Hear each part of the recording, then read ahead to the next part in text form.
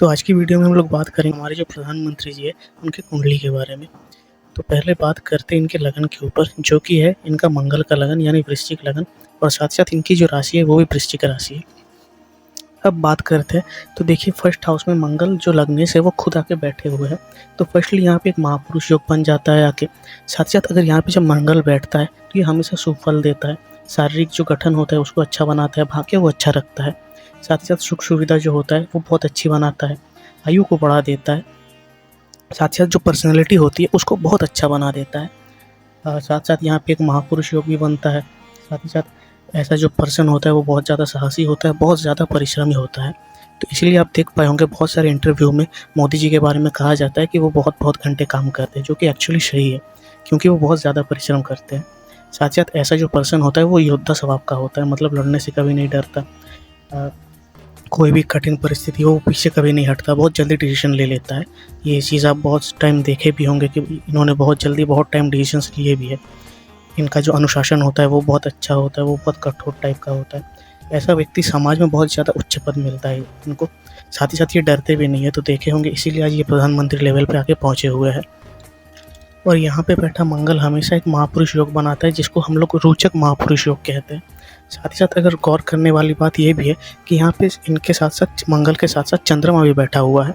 तो हालांकि यहाँ पे चंद्रमा बैठा हुआ है नीच का होके, तो होने का बात ऐसा था कि चंद्रमा यहाँ पे नेगेटिव इफेक्ट देता, लेकिन यहाँ पे नीच भंग राजयोग तैयार हो रहा है, क्योंकि मंगल यहाँ पे खुद आके बैठे हुए अपने घर में, और मंगल यहाँ पे चंद्रमा के निचत्तों को तोड़ दे रहा है। तो इसीलिए ये पोजीशन भी इनके लिए बहुत ज़्यादा अच्छा हो रहा है, चंद्र का जो पोजीशन है। साथ ही साथ यहाँ पे राहु की भी दृष्टि आ रही है, राहु यहाँ से इनको दृष्टि दे रहा है, तो ये कहीं ना कहीं पॉलिटिकल इंडिकेटर भी बनता है इनके लाइफ के लिए। साथ ही साथ यहाँ पे एक चंद्र मंगल योग भी बन रहा है। तो मैक्सिमम टाइम चंद्र मंगल जो योग होता है वो बहुत अच्छा योग माना जाता है। चंद्र मंगल योग जिनकी भी कुंडली में बना हुआ रहता है वो जो पर्सन होता है वो हमेशा बहुत जल्दी जल्दी कामों को निपटा देता है, बहुत ही ज़्यादा आवेगप्रवण उसको कह सकते हैं। साथ साथ बहुत ज़्यादा साहसी होता है, उनको अपने माँ की तरफ से बहुत ज़्यादा सपोर्ट मिलता है। ये चीज़ आप देख भी पाए होंगे कि मोदी जी को उनके मम्मी की तरफ से बहुत ज़्यादा सपोर्ट मिला है लाइफ में। साथ साथ ऐसा व्यक्ति बहुत ज़्यादा आध्यात्मिक भी होता है। अब बात करें अगर इनके कुंडली के सेकंड घर के बारे में, तो ये होता है धन का घर। तो हालांकि यहाँ पे ना कोई ग्रह है ना कोई ग्रह का दृष्टि है, और साथ ही साथ जो इनका धन के घर का मालिक है बृहस्पति यानी गुरु, वो यहाँ पे आके बैठे हुए हैं। कहा जाता है कि कोई भी जो ग्रह होता है वो अपने घर से अगर एक घर पीछे आ जाए तो वो थोड़ा दुर्बल टाइप का हो जाता है। तो इसीलिए आप देख पाए होंगे कि मोदी जी के रिगार्डिंग जो उनके पैसे के रिगार्डिंग जो प्रॉब्लम्स है वो उनको हमेशा रही होंगी। हाँ, पॉलिटिकल करियर उनका अच्छा है, लेकिन उनको पैसे के रिगार्डिंग प्रॉब्लम्स आती जाती रहती है। अब अगर इनके कुंडली में फोर्थ हाउस की बात करें तो यहाँ पे गुरु स्वयं आके बैठे हुए हैं। साथ ही साथ गुरु इनके लगन में अच्छे ग्रह तो है ही है, साथ ही साथ बकरी होकर बैठे हुए हैं। अब कोई भी ग्रह जब बकरी होकर बैठा हुआ रहता है तो वो अपने पावर से 3 गुण ज़्यादा पावर पे काम करता है हमेशा। अब बात करें तो यहाँ पे एक गज केसरी योग भी बन रहा है इसी गुरु के चलते। तो यहाँ पे पोजीशन ऐसा है कि ये जो पर्सन होते हैं गज केसरी योग वाले, या फिर मोदी जी की बात करें, तो ऐसे पर्सन को लाइफ में जो सक्सेसफुल है, जो सक्सेस है वो बहुत ज़्यादा अच्छे लेवल की मिलती है। उनके आसपास आप हमेशा बहुत ज़्यादा क्राउड देख पाइएगा। इनका जो बात करने का टेक्निक होता है वो बहुत ज़्यादा अच्छा होता है, जो भाषण देने का टेक्निक होता है वो बहुत ज़्यादा अच्छा होता है। ज़्यादातर मैक्सिमम टाइम ऐसे व्यक्ति राजनीति में ही देखे जाते हैं, क्योंकि उनके बोलने का जो तरीका होता है वो लोगों को जोड़ देते हैं एक साथ। और पर्सनली ऐसे व्यक्ति का जो व्यक्तित्व होता है वो बहुत ज़्यादा प्रभावशाली होता है, पर्सनैलिटी वो बहुत ज़्यादा फेमस होते हैं। वो लोग जो होते हैं इनको सुनना, इनको देखना बहुत ज़्यादा पसंद करते हैं, जो कि आप डेफिनेटली मोदी जी के लाइफ में तो देख पा रहे ही होंगे। अब अगर बात करें इनके 5th हाउस के बारे में, तो ये है इनकी कुंडली का खराब घर, जहाँ पे राहु आके बैठे हुए हैं। अब राहु यहाँ पे बैठे हुए हैं तो राहु यहाँ पे क्या करेंगे, शिक्षा में बाधा डालेंगे। तो कहीं ना कहीं आप देखे होंगे कि इनके करियर में शिक्षा रिलेटेड बहुत सारे टॉपिक्स उठे हैं। संतान रिलेटेड यहाँ पे राहु बाधा डालता है। यहाँ पे भाग्य, लाभ, धर्म, स्वभाव, स्वास्थ्य, इन सब चीज़ों को राहु खराब कर देता है, राहु जब यहाँ पे बैठे हुए रहता है। तो इसीलिए मैं वीडियो में आगे भी बताऊंगा कि 2029 का इलेक्शन मोदी जी के लिए क्यों सही नहीं हो सकता है। तो खासकर 5th हाउस में राहु ऐसा ही इनके लिए मतलब ख़राब इफेक्ट दे देता है। साथ ही साथ यहाँ पे सूर्य की भी दृष्टि है, तो ये और एक जो पॉलिटिकल कनेक्शन होता है वो भी शो कर देता है, क्योंकि सूर्य हुआ, राहु हुआ या फिर शनि हुआ, ये लोग पॉलिटिकल पावर को ही शो करते हैं हमेशा। तो अगर बात करें इनके कुंडली के 6th हाउस के बारे में, तो यहाँ के कोई ग्रह तो नहीं है, साथ ही साथ कोई ग्रह का दृष्टि भी नहीं है, लेकिन इस घर के मालिक है मंगल। तो मंगल यहाँ पे लग्न में स्वयं बैठे हुए हैं। तो मंगल यहाँ पे क्या करेंगे, ये कोई भी शत्रु को टिकने नहीं देंगे, जो शरीर होगा उसको भी बहुत ज़्यादा अच्छा रखेंगे। शत्रु बहुत जल्दी इनसे हार मान जाएंगे, और आज इसी कारण कहीं ना कहीं ये प्रधानमंत्री होकर भी बैठे हुए हैं। लेकिन हाँ, मंगल यहाँ पे हमेशा जो फर्स्ट हाउस है लगन का, उसका ही रोल नहीं देगा, ये बहुत टाइम सिक्स्थ हाउस को भी एक्टिवेट करेगा। तो इसीलिए यहाँ सिक्स्थ हाउस के रिलेटिंग इनको प्रॉब्लम्स भी आ सकता है, जो कि आप लाइफ में देखते रहते हैं कि इनके जो शत्रु है वो बहुत ज़्यादा है इनके लाइफ में।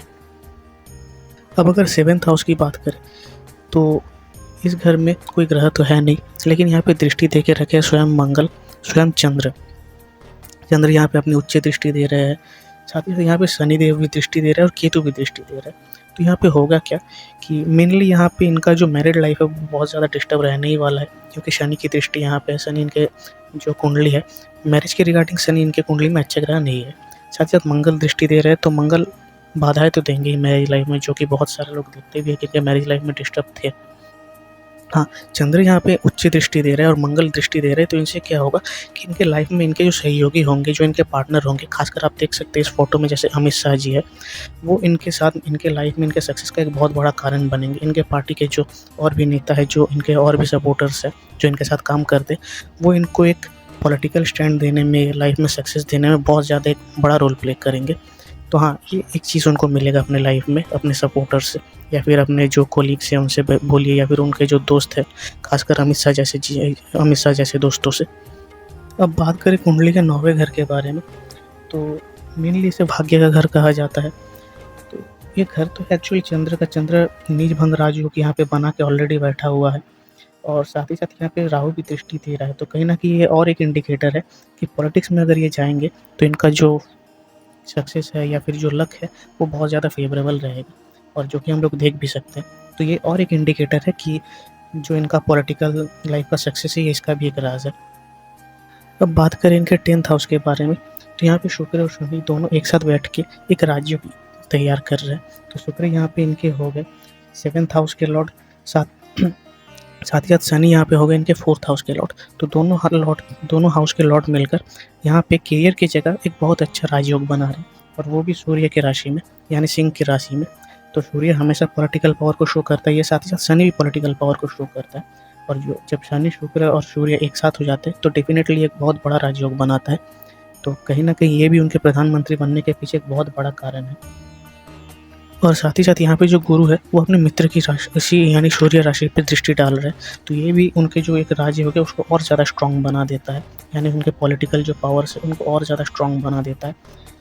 साथ ही साथ इसी पॉइंट पे एक वासी योग भी बन रहा है, क्योंकि सूर्य से दूसरे घर में शुक्र और शनि दोनों बैठे हुए हैं। तो ये भी कहीं ना कहीं एक पॉलिटिकल पावर को शो करता है। शुक्र हमेशा एक अट्रैक्शन का कारण बनता है, तो इसीलिए मोदी जी के आसपास हमेशा इतना भीड़, इतना जो पॉलिटिकल क्राउड है वो इकट्ठा रहता है, लोग उनको देखना सुनना इतना ज़्यादा पसंद करते हैं। अब अगर बात करें इनकी 11th हाउस के बारे में, तो यहाँ पे सूर्य बैठे हुए हैं, साथ ही साथ बुध बैठे हुए हैं, साथ ही साथ केतु बैठे हुए हैं। अब बात करते हैं यहाँ पे जब भी 11th हाउस में वृश्चिक लगन में केतु बैठता है तो अशुभ माना जाता है। जो आय होता है, जो इनकम होता है, उसको कांस्टेंट उठाते गिराते रहता है। जो संतान के साथ रिलेशन है उसको ख़राब कर देता है। हाँ, बहुत ज़्यादा केतु यहाँ पे ख़राब नहीं है, लेकिन हाँ थोड़ा बहुत तो ख़राब है ही, ख़राब रिजल्ट देता ही है यहाँ पे केतु। साथ ही साथ बहुत सारे लोग यहाँ पे ये भी बोलेंगे कि यहाँ पे जो सूर्य और बुध एक साथ बैठे हुए, यहाँ पे बुध आदित्य योग सृष्टि हो रहा है। तो ऐसा तो बिल्कुल नहीं है, क्योंकि सूर्य और बुध हमेशा एक साथ बैठने से बुध आदित्य योग सृष्टि नहीं करते। उसके लिए बुध जो होता है उसको अस्त होना नहीं पड़ता। यहाँ पे बुध अस्त होकर बैठा हुआ है, और साथ ही साथ वृश्चिक लगन में जो सबसे खराब ग्रह है वो बुध को ही माना गया है। तो इसीलिए डेफिनेटली जो बुध है वो बुध आदित्य योग तो बना ही नहीं रहा, लेकिन हाँ सूर्य इसको अस्त कर दिया है। तो इसीलिए बुध का जो इफेक्ट है, जो खराब इफेक्ट है, वो बहुत ज़्यादा कम देखने मिलेगा इनके लाइफ में। लेकिन हाँ, सूर्य और केतु के कारण यहाँ पे एक सूर्य ग्रहण योग बना हुआ है। तो होगा ऐसा कि आप लोग भी देख पाए होंगे कि पॉलिटिकल करियर में इनके ऊपर बहुत सारे इल्ज़ाम लगे हैं, जो कि सूर्य ग्रहण योग का ही एक बहुत बड़ा रिजल्ट है। सूर्य ग्रहण योग जब भी लगता है तो आदमी को बहुत सारे अपने जीवन में जो होता है कि फेलियर्स को देखना पड़ता है, या फिर मान लीजिए कि उनको बहुत सारे ब्लेम्स मिलता है अपनी लाइफ में। तो कहीं ना कहीं ये एक बहुत बड़ा कारण है उनको लाइफ में उनको ब्लेम्स मिलने का। और साथ ही साथ यहाँ पे राहु भी बैठे हुए हैं, राहु भी मतलब अपनी दृष्टि डाल रहे हैं यहाँ से। तो कहीं ना कहीं ये भी और एक कारण है कि इनको अपने पॉलिटिकल लाइफ में इतना ज़्यादा जो है ब्लेम मिला है। तो अब कुछ केस स्टडीज़ पे आते हैं। अब जैसे कि बहुत लोग बोलते हैं कि रत्न पहनने से कुछ नहीं होता, बहुत सारे लोग ज्ञानी बनते फिरते हैं, तो यहाँ पे आप साफ देख पा रहे होंगे कि मोदी जी यहाँ पे एक नीलम पहन के बैठे हैं, एक मोती पहन के बैठे हैं। मोती इनके पहनने का कारण ये है कि उनका जो चंद्रमा है वो वहाँ पे नीच भंग राजयोग बना रहा था, उसके कारण उन्होंने मोती पहना है। और नीलम पहनने का कारण ये है कि शुक्र और शनि दोनों मिलके 10th हाउस में एक राजयोग बना रहे थे इनके पॉलिटिकल पावर के लिए। हाँ, नीलम जो होता है वो वृश्चिक लगन में अच्छा है, जो रत्न है वो नहीं माना जाता, वो बुरा ही करता है, लेकिन इनके जो चार्ट है, इनके चार्ट के अकॉर्डिंग नीलम अच्छा रत्न है। अब बहुत सारे पंडितों का यहाँ मानना या कहना ये हो सकता है कि मंगल यहाँ पे लग्नेश होने के बावजूद इन्होंने मंगल का जो रत्न है, जो इसको मूंगा कहा जाता है, प्रबाल कहा जाता है या रेड कोरल कहा जाता है, वो इन्होंने क्यों नहीं पहना। तो हालांकि यहाँ पे मंगल लग्नेश होकर बैठे हुए एकदम लग्न में ही वो महापुरुष योग भी बना रहे हैं, लेकिन उसके बावजूद मंगल यहाँ पे 6th हाउस के भी गुण लेके बैठे हुए हैं, जो कि रोगों को दिखाता है, शत्रुओं को दिखाता है, कोर्ट केस वगैरह को दिखाता है। तो कहीं ना कहीं मंगल का जो रत्न होता है वो पहनने से इनके ये सब घर के इफेक्ट्स भी ज़्यादा बढ़ते रहेंगे। तो इसीलिए कहा जाता है कि हमेशा एस्ट्रोलॉजर दिखा के ही अपने जो रत्न होते हैं उनको पहने। अब इनके कुंडली में देखने वाली एक चीज़ बहुत अच्छी यही है कि इनका जो लग्न है या फिर जो कुंडली का चार्ट है, यहाँ पे दोष आपको दिखेंगे ही नहीं, और दिखेंगे भी तो बहुत माइनर, जैसे ये सूर्य ग्रहण जैसे दोष, और कोई दोष आपको दिखेंगे ही नहीं। बाद बाकी यहाँ पे आपका महापुरुष योग बन रहा है, यहाँ पे गजकेश्री योग बन रहा है, यहाँ पे राजयोग बन रहा है, यहाँ पे नीच भंग राजयोग बन रहा है। तो कहीं ना कहीं इनका जो चार्ट है वो कह सकते हैं कि पॉलिटिकल या पॉलिटिक फील्ड के लिए बहुत अच्छा और बहुत सपोर्टिव राज्य योग वाला चार्ट है, जिसके लिए आज ये प्रधानमंत्री बन के बैठे हुए हैं। और अगर इनकी कुंडली के और एक बहुत बड़े अगर राज की बात करें, जिसको पर्वत योग कहा गया है, तो आप राजयोग के बराबर या उससे भी ज़्यादा पावरफुल योग कह सकते हैं, क्योंकि इनके 6th हाउस, 8th हाउस और 12th हाउस में कोई भी ग्रह नहीं है, और साथ ही साथ इनके जो भी शुभ ग्रह है वो सारे केंद्र में बैठे हुए हैं। तो ऐसे जो व्यक्ति होते हैं वो बोलने में बहुत ज़्यादा कुशल होते हैं, बहुत अच्छे तरीके से बात करते हैं, जो दूसरे लोग होते हैं उनके साथ उनका रिलेशन भी बहुत ज़्यादा अच्छा रहता है। और ऐसे व्यक्ति जिस भी फील्ड में जाते हैं, खासकर पॉलिटिकल फील्ड में, वो बहुत ज़्यादा डेवलप करते हैं, बहुत ज़्यादा आगे बढ़ते हैं। तो कहीं ना कहीं ये सारे रीजंस हैं जिनके वजह से आज मोदी जी मतलब प्राइम मिनिस्टर लेवल पे आके बैठे हुए हैं, जिनके एक बहुत बड़ा रोल है इन 7th हाउस का, क्योंकि आप देख रहे हैं कि अमित शाह जैसे दोस्त इनके लाइफ में हैं, जो कि इनको आगे बढ़ने में इतना ज़्यादा हेल्प करते हैं। साथ ही साथ इनके पार्टी के और भी ज़्यादा सपोर्टर्स भी है, कोवर्कर्स भी है, कलीग्स भी है। अब बात करते हैं इनके कुंडली के कुछ दशाओं के बारे में। तो जो लोग पॉलिटिकल फील्ड में इनके बारे में नॉलेज रखते हैं उनको पता होगा कि इन्होंने जो बीजेपी पार्टी है उसको ज्वाइन किया था 1987 में, और इनका जो शुक्र महादशा है वो शुरू हुआ था 1985 में। तो शुक्र इनके कुंडली में एक राजयोग ऑलरेडी बना रहा है, तो कहीं ना कहीं ये इंडिकेट करता है कि तब से जब से इनका राजयोग शुरू हुआ था उसके कुछ टाइम बाद यानी 2 साल बाद से इनका पॉलिटिकल फील्ड में आना तय हो गया था। ये पॉलिटिकल फील्ड में अच्छे लेवल पे आ गए थे। उससे पहले ये चल रहे थे अपने केतु वाले महादशा में, और मैंने पहले ही वीडियो में बताया कि केतु इनके लिए अच्छा ग्रह नहीं है। तो वो शायद उस टाइम आरएसएस में थे तो उनको बहुत ज़्यादा स्ट्रगल्स करना पड़ा था, तो इसीलिए केतु उनको स्ट्रगल करवा भी रहा था उस टाइम। इनका जो केतु का टाइम पीरियड था वो 1985 में ख़त्म हुआ था, तो उस टाइम तक इन्होंने स्ट्रगल तो किया ही था। बात करें तो ये 2001 में ही जो गुजरात है उसके सीएम भी बने थे, यानी मुख्यमंत्री भी बने थे, वो भी ये बने थे हमारे जो शुक्र है उसकी महादशा में ही। अब शुक्र का जो महादशा है वो लगभग ख़त्म हो गया था 30 नवंबर 2005 को, और उसके बाद से इनका जो रवि यानी सूर्य का महादशा है वो शुरू हुआ था, और उस बीच ये सीएम भी थे यानी मुख्यमंत्री भी थे। जो सूर्य का महादशा है वो लगभग चला था 30 नवंबर 2021 तक। उस बीच इन्होंने जो गुजरात में सीएम थे तो उस टाइम इनके ऊपर बहुत ज़्यादा ब्लेम्स भी आए थे। अगर कोई इनके पॉलिटिकल करियर के बारे में जानता है तो उन्हें पता होगा कि इनके ऊपर उस टाइम क्या क्या ब्लेम्स आए हुए थे। तो कहीं ना कहीं ये सूर्य ग्रहण योग के कारण ही आए हुए थे। अब बात करते हैं कि जैसे ही इनका जो सूर्य ग्रहण योग खत्म हुआ यानी सूर्य का महादशा खत्म हुआ, उसके बाद शुरू हुआ इनका चंद्र का महादशा, और उसी टाइम यानी 2011 के बाद 2014 में ये पहली बार भारत के प्रधानमंत्री बने। तो आप सोच सकते हैं कि एक नीच का ग्रह नीच भंग राजयोग करके कैसे एक पर्सन को भारत जैसे इतने बड़े देश का प्रधानमंत्री बना सकता है। और इनका जो चंद्र का महादशा है वो लगभग 2021 तक चला। उसके बाद फिलहाल अभी यह है मंगल के महादशा में, जो कि करेंटली इनके लिए एक बहुत ज़्यादा फेवरेबल टाइम है। लेकिन लेकिन इनका जो मंगल का महादशा बना हुआ है, ये कहीं न कहीं 2028 में जाके 30 नवंबर 2028 में जाके ख़त्म हो जाएगा और उसके बाद शुरू होगा राहु का महादशा।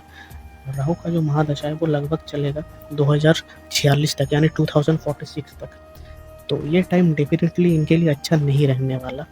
2029 में इलेक्शन है फिर से इंडिया में, और 2028 के बाद इनका जो महादशा है वो भी ख़त्म हो रहा है।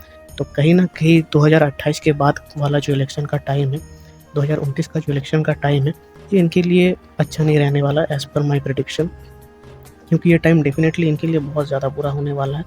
यहाँ पे राहु इनके पुराने ब्लेम्स को भी उठाने वाला है, को फिर से बहुत ज़्यादा बुरी चीज़ें देखनी पड़ सकती है। तो कहीं न कहीं अगर मैं अपना पर्सनल प्रेडिक्शन दूँ, तो हो सकता है कि मे बी 2029 का जो इलेक्शन है वो ये खड़े ही ना हो, और अगर खड़े हो भी तो इनके लिए जीतना बहुत ज़्यादा टफ हो सकता है। तो आज की वीडियो के लिए इतना ही। आज हम लोगों ने बात किया हमारे प्रधानमंत्री नरेंद्र मोदी जी की कुंडली के ऊपर, उसको डिटेल में एनालिसिस किया। ये भी देखा कि वो भी रत्न का सपोर्ट लेते ही है। एक्चुअली जो भी मतलब होशियार आदमी होता है वो रत्न का सपोर्ट लेता ही है। उसको पता होता है कि रत्न का पावर क्या होता है। जो बुद्धिमान व्यक्ति होता है उसको पता होता है रत्न की पावर क्या होता है। लेकिन हाँ, रत्न हमेशा किसी ज्योतिष जिसको अच्छी जानकारी है वैदिक ज्योतिष के बारे में, उनसे पूछ के ही आप धारण कीजिए। आप चाहे तो मुझसे भी कंसल्ट कर सकते हैं, नीचे दिए गए इस नंबर पे आप पर्सनल कंसल्टेशन बुक कर सकते हैं।